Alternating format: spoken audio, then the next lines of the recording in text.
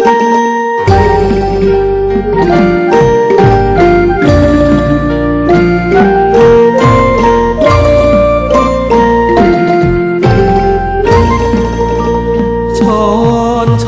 นนางกลางท้อนสวงสะท้อนคิดถึงความก่อนยามที่พี่ช้อนนางเจ้าสะเทินยิ่งเชิญพี่ช้อนไม่ว่างพี่เชยช้อนพลางพลิกนวลแก้มนางดอมนมหอมเนื้อนางยังฝังกลางสวงซึ้งเหมือนดังคืนหนึ่งคืนที่พี่ซึ้งอารมณ์แต่คืนนี้ไม่มีหนุ่มเนื้อแนบชมปวดใจระทม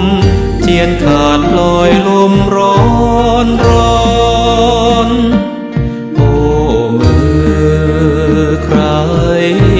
หนอช้อนนางพนอเฝ้าคลอเคียงนอนคงเชยชมเหมือนอย่างพี่ช้อน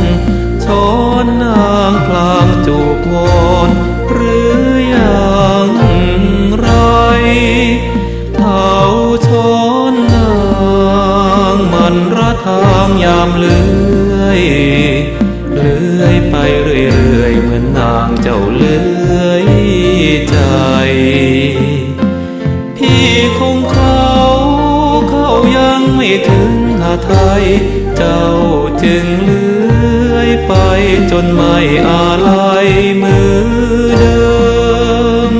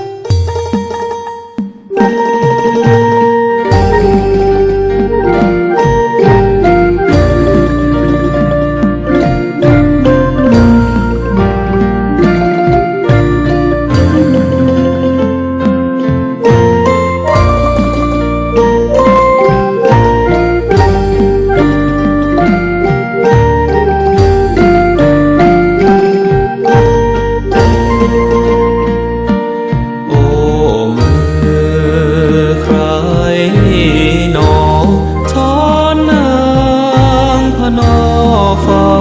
คลอเคียงนอน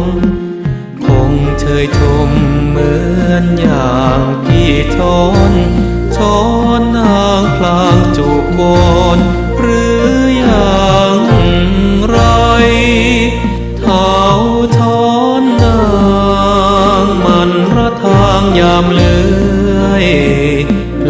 ยไปเรื่อยๆเหมือนนางเจ้าเลื่อยใจพี่คงเขายังไม่ถึงหาไทยเจ้าจึงเลื่อยไปจนไม่อาลัย